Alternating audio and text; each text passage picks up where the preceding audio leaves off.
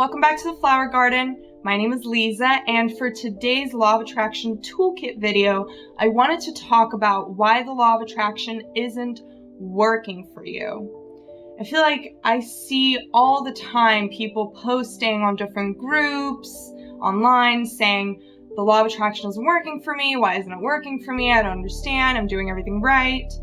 Well, there is a step that a lot of people miss that needs to happen before you start attracting in order for your manifestations to happen quicker and for you to just generally have a much easier time doing it.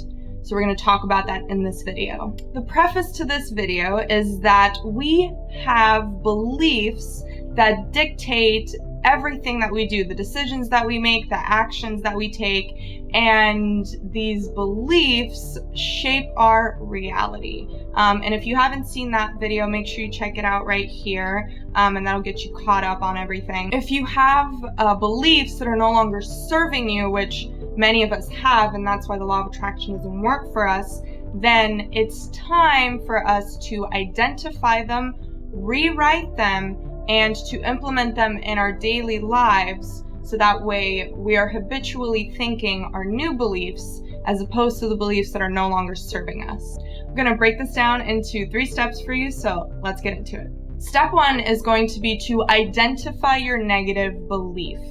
And negative beliefs are anything that is self-deprecating, anything that comes out of jealousy or out of hatred, anything like that. These things are also known as limiting beliefs because they limit our reality to whatever the belief is saying our reality is. So the first thing is to identify the belief.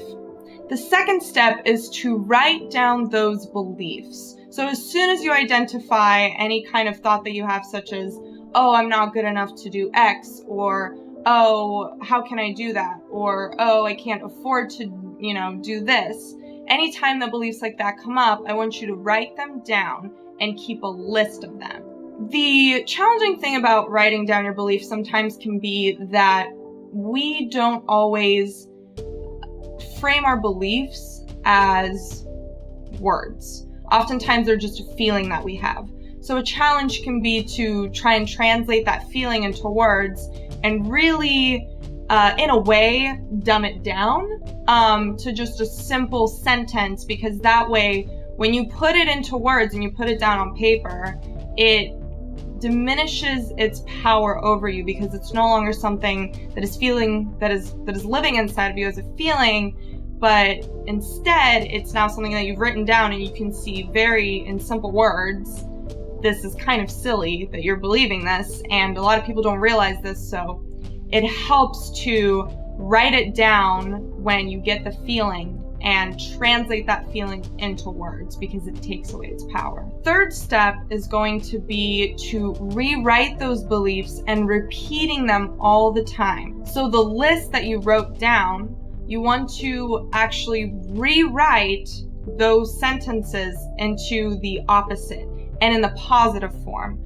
Because what you're doing is you are training your unconscious mind to relate it with those positive affirmations.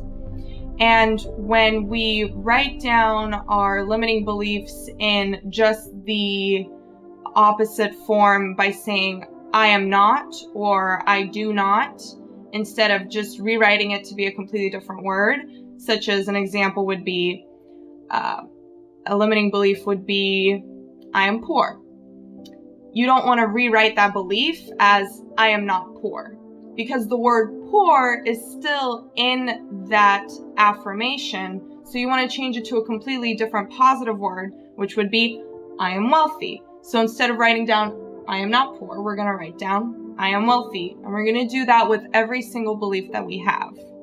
And then once you have your list, you want to start repeating it to yourself all of the time. So then it just becomes this backwards process of identify the belief, you're going to rewrite it in your brain, and then you're going to affirm the new affirmation that you wrote based on that belief.